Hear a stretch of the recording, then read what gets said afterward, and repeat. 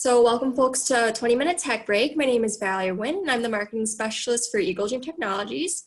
So we are here bi-weekly at every Friday at 12:30 p.m.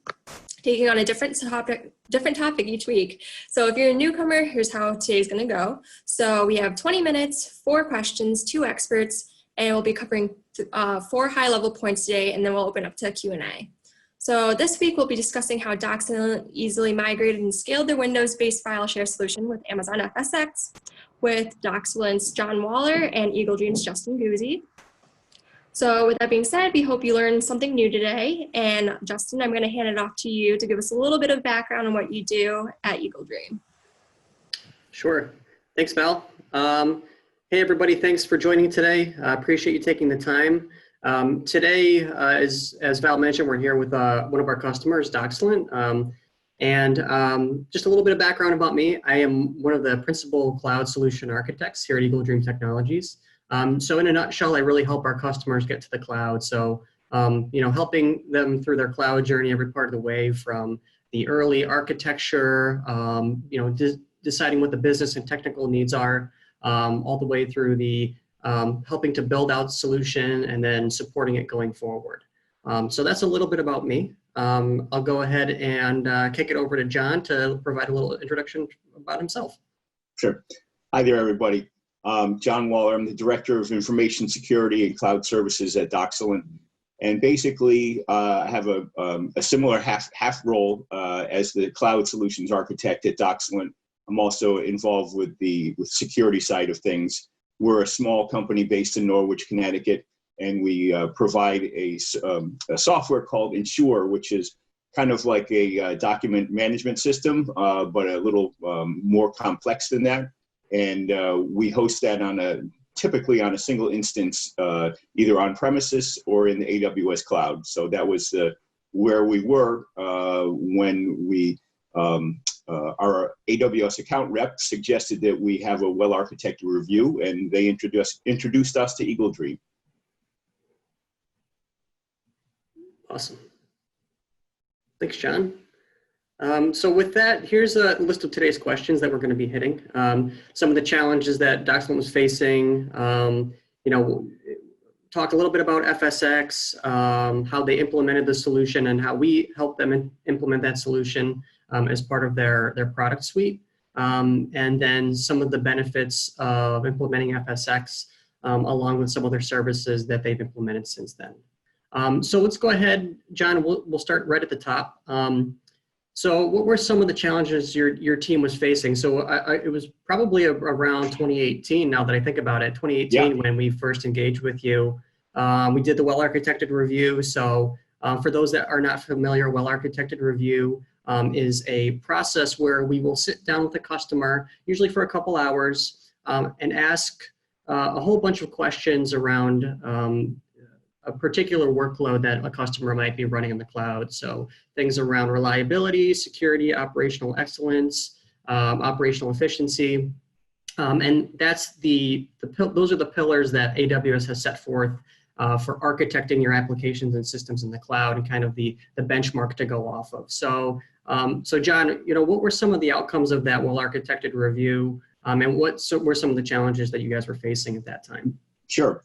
Yeah. So basically, up until this point in Ensure's history, it had been a single server implementation where the file server, SQL server, database, application server, they were all on one server, one EC2 instance.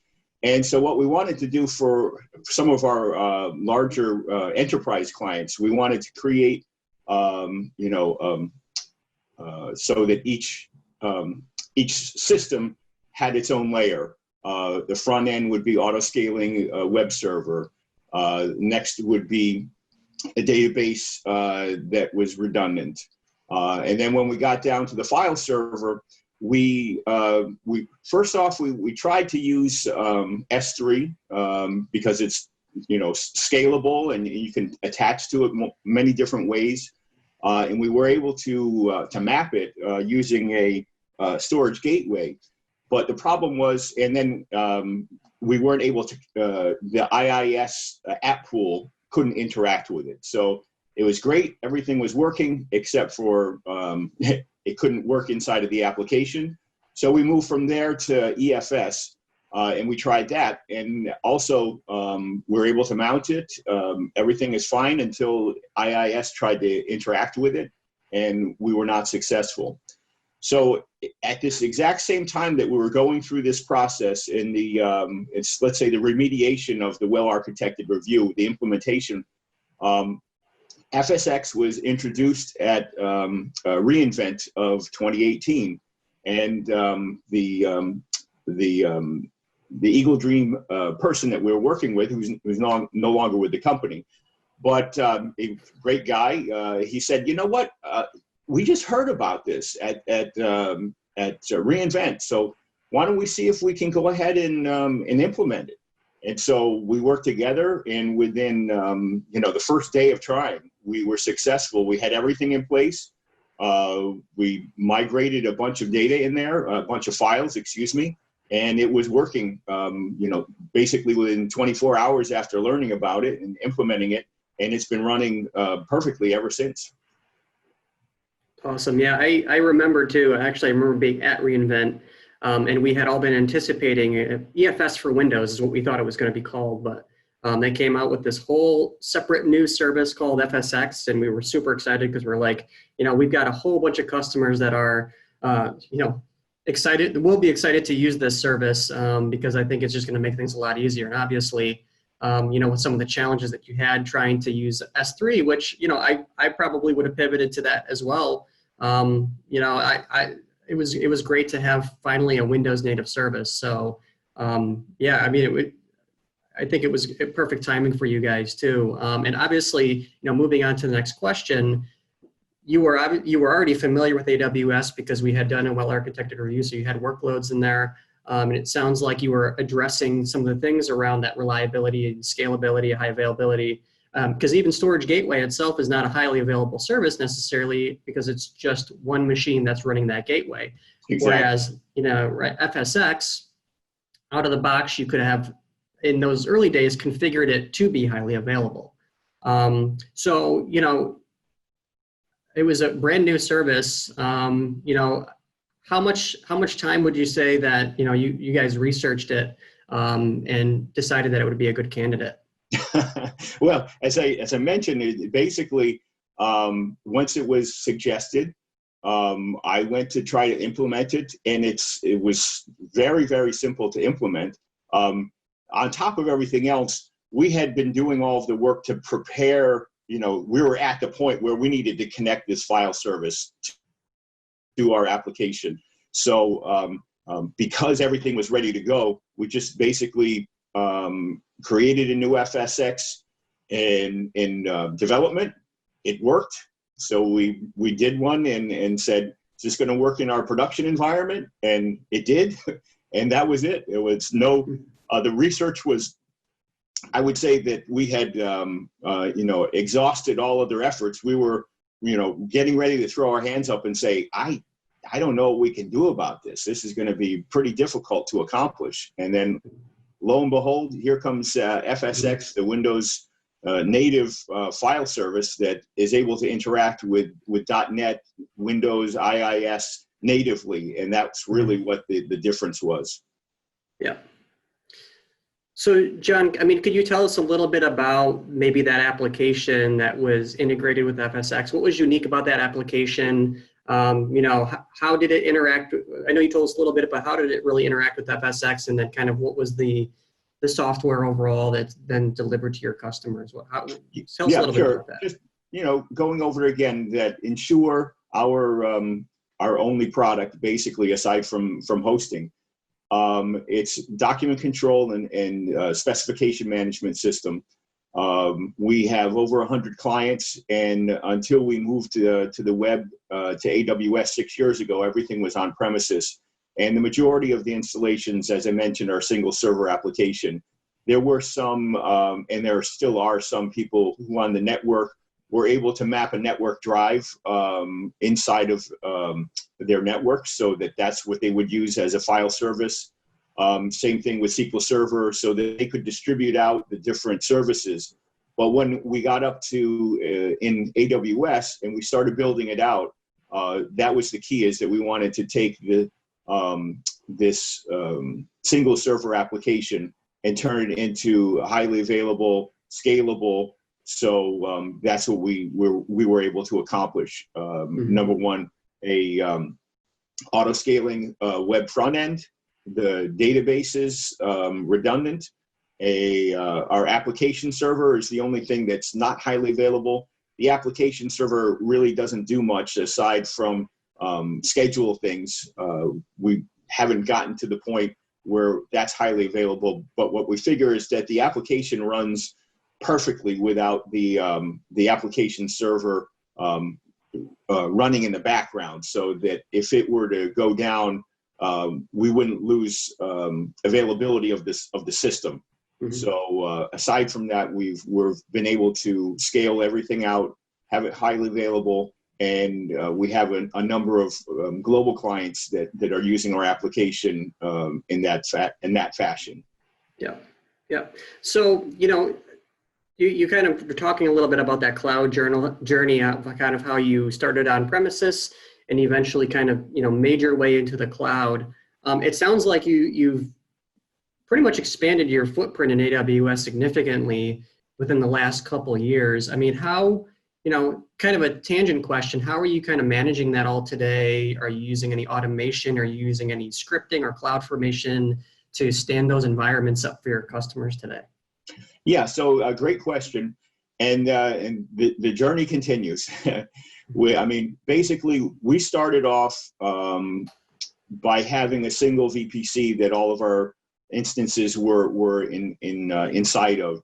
Then we moved to individual VPCs inside of our account. Then we found out about sub-accounts. And so from that point forward, we have all of our customers in their own sub-account. And then basically getting back to what prompted this is that we have a CloudFormation script that after we've created an account, we go in and launch it. And it basically creates the VPC, the subnet, the security group, network access control list, the instance, based on a drop down, what size, what type we'd like, the region we choose for the primary and for the disaster recovery. Couple of other things, it creates alerts and the CloudWatch alerts, CloudWatch metrics, and the Elastic IP address. So basically, we launch the CloudFormation script, and when it's done, the installation is ready to go, just to be tweaked to input stuff inside of the Ensure application to make it custom to that particular customer. That's awesome. Yeah, and for those that are maybe not familiar with it, CloudFormation is essentially an automated solution to where you can write templates that define all of the AWS resources that you want to create as part of a deployment. So as John mentioned, a lot of those resources that he was naming, traditionally maybe you would have done your own custom scripting or even done them by hand and created each of those things one at a time. But with CloudFormation, you can kind of create standardized templates that you can use to then deploy to multiple environments, whether that's in the same account or different AWS accounts across regions, with some dynamic features to them to be able to tweak them a little bit to deploy them for a specific type of environment. So it sounds like you're making great use of CloudFormation. I'm sure it's saving you a bunch of time as you deploy these environments out. Yeah, and let me just add that because a number of our clients are required by the regulations and compliance, in particular to the FDA's 21 Part 11, CFR 21 Part 11, there has to be a full set of documentation of validation.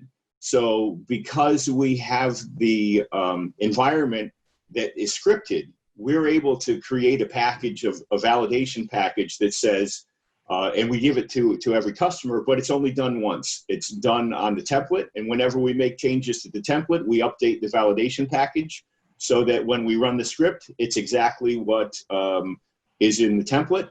And we're able to hand them over that package of validation that they use if they're audited by the FDA. Most people aren't, but at least they do internal audits and they can prove that they are in compliance. And that's very important. One of the reasons cloud formation is so important for us is that validation side and compliance issues. Yeah, that's a great point, John, because we do have other customers too, who have to follow things like GXP, for example. Again, anything FDA related that you have to show that proof. And not only does it make your life easier by creating repeatable environments and using those templates to create them quickly, but again, like you said, if you source control them, or you've got this that you can package up and give them and say, look at this exactly how that it was deployed, it makes everybody's life easier in the end. Exactly. Yep. Yeah. So, as we move on to our last question here, you kind of touched on them already, but what benefits have you really seen as part of moving to this kind of cloud native AWS environment, and maybe what are some of the things that you're planning on doing in the future to expand on some of these environments? Yeah. So what's important is that once we were able to, so I can just back up and say this, that we did the well-architected review with Eagle Dream. You guys helped us out with the FSX and with the scaling out of the application. And then shortly thereafter, we worked directly with AWS, and they helped us by mapping all of the regulations and compliance issues that are associated with, in particular, FDA's 21 Part 11. And we were able to map the things that AWS does, the things that DocXellent does, and the things that the customer does. And having done that, we were able to assert and defend that our applications are 21 Part 11 compliant in the cloud. So from that point forward, we pretty much have increased our cloud business by probably 70 to 80% in the last, the very first one was less than 2 years ago. So for our cloud business, it has been an enormous increase in business, in particular because of the steps that we went through, the well-architected review, the working with AWS to get this mapping to FDA 21 Part 11 and GXP, by the way. And from that point forward, the sky's the limit. We continue to encourage and get a number of our on-premises clients to migrate into the AWS cloud using us as their technology provider. And so that's what we do, is that for the first time in the history of our company, we actually started making money not by selling the software, but by hosting it. And that's something that hadn't been done before. So, and what I should say is this, is that because of the expertise that we have with 21 Part 11 compliant hosting in the cloud, the part that I should have said, the money that we've made is we're hosting other companies' other applications that need to be compliant. So one of our early cloud companies that we did with the 21 Part 11, they were so impressed with what we've done, how we do it, that they now have 2 other regulated applications in the cloud that we manage for them. There are 2 other vendors that we give access to, but we're the ones who are providing the hosting platform and are the hosting providers for them for this. So that was the part that we started making money for the first time in our company's history, not based on the software, but based on hosting something else. So that's it really took us to the next level and then some.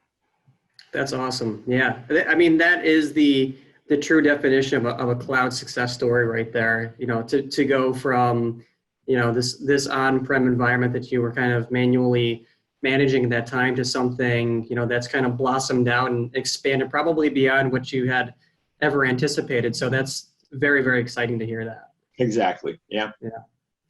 Great. So we've made it through the questions. I think we'll go ahead and open up to Q&A. And I do see that we already have one question in the Q&A right now. Yeah, perfect. So John, Justin, thank you so much for that discussion. So for Q&A, feel free to raise your hand and we will unmute you and call on you. Or you can feel free to type your question in the chat box. And I did notice a question as well. So John and Justin, so from Josh Randolph, are you using an Amazon artifact for compliance? Yes, as a matter of fact, that was the basis of the documents that they provided, a number of those SOC reports and other things of that nature. That's definitely part of what we've used to assert the 21 Part 11 compliance. And artifact, for those who might not know, this is basically a secure location that Amazon has for all of its partners, that if you need any document about virtually any compliance issue, they'll provide you with the ability to get those documents. It's print controlled, so there's a control number on most of the documents that come out of there. But if you need it, virtually everything is available from them, with the SOC reports, just anything else you can imagine that relate to PCI or whatever the compliance regulation that you need. They have pretty much met and exceeded everything that's out there regulation-wise, not only in the United States, but worldwide. Nice. And going to another question, just like what other type of security and compliances can you think of? Or like regulations did you have when you were executing these solutions with Amazon FSX? I'm sorry, could you read that one again? Yeah, so it says, what type of security and compliance regulations did you have to follow when executing these solutions? So other regulations that you must have followed when executing with Amazon FSX. I know you touched base on it, but were there any other ones that you? I would say this, that we have, we follow the NIST cybersecurity framework. And on an annual basis, we conduct an audit to make sure that we're following the best practices. There are a number of frameworks that people might use, but we chose the NIST framework, and our audits. Interestingly, I just completed it yesterday. Had been working on it during this month, so there are over. I think it was 104 different areas that we need to look at, and we were compliant in 100.5 of those 104 areas. So that framework is what we use to drive our business processes, and that's the NIST Cybersecurity Framework 1.1. Yeah, and just to add on to that too. AWS does have some offerings in terms of, so Security Hub is a tool that they offer that allows you to align to some other frameworks too that John mentioned. So like, for example, CIS best practices, for example, if you're following the CIS benchmark, Security Hub allows you to do that, and it will actually check your environment against it. Same thing with the PCI best practices, AWS best practices. So AWS does offer some other tools to help you kind of align and ensure that you are truly compliant. Yeah, absolutely. And we do use Security Hub together with Guard Duty, Config, a few other security things, services inside of AWS. Awesome. Great. So we do have another question from Steven Jackson. So beyond Amazon FSX, are there any other AWS tools that you have found that have been helpful to your business or that you're using currently? Yeah, and I think that we covered earlier CloudFormation. That's really kind of been transformational for us. All of the major services that we've been talking about, of course, but I would say that CloudFormation, Guard Duty is extremely useful for. We have a number of we call it overlapping layers of security, but inside of AWS, the layers of security that they're using. And then some of the things that might be unique to us might not be unique to us, but whenever doing these installations, if you're hosting for other clients, the concept of using sub-accounts is very important. And that maintains isolation. There's no chance of any bleed through. And with the sub-accounts, the transit gateway. So we VPN into AWS, but in order for all of this encrypted traffic to get to all the different VPCs and subnets, et cetera, the AWS offers a service called Transit Gateway, and that allows just one VPN in and then able to connect to all the different resources inside of your high-level account to all the sub-accounts and everywhere in between. Great. And we have just a couple more minutes, so this will be our last question, but from Adam. Were there any challenges you faced in scaling the FSX solutions as your business grew? Believe it or not, we haven't had any issues whatsoever with FSX. We've been using it successfully for basically 2 years now, a little bit less than that. I think it was in November of 2018 that it was introduced, and we started using it a day later.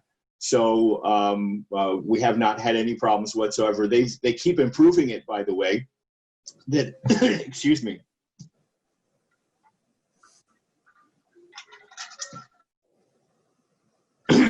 Sorry about that. Good thing it's the last question. But no, we really have nothing but good things to think and say about FSX. Mm-hmm. Well, fantastic. Thank you so much, John and Justin, for joining us today. I hope everybody learned something new today. I felt like I learned so much about FSX myself. But so our next 20-minute tech break will be October 9th, and it'll be on new in AWS Cloud, featuring 2 of our ambassadors, one of them being Justin. And hopefully we'll see you next time for 20-minute tech break. So thank you so much, everybody, and have a great weekend. Thank you very much. Thanks, everybody. Take care.